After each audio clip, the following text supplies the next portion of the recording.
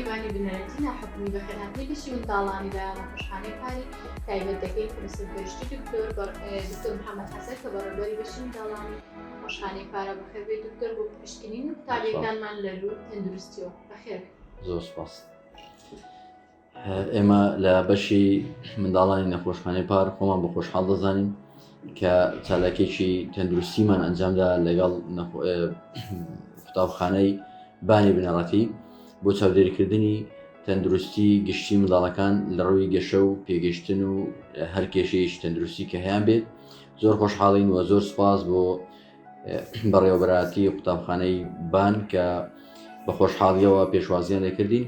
هیوادارین کە هەر لەو چالاکیانە بەردەوام بین بۆی کە بتوانین چاودێری تەواوی منداڵان بکەین لە ڕووی تەندروستی و لە ڕووی گەشەکردنەوە و خزمەت بگەێنین بە چینی کۆمەلگاکەمان، چینی قوتابیان و منداڵان کە جیلی دوا ڕۆژی نەتەوەکەمانە. زۆر سپاس بە هەموو لایەک. زۆر سپاس.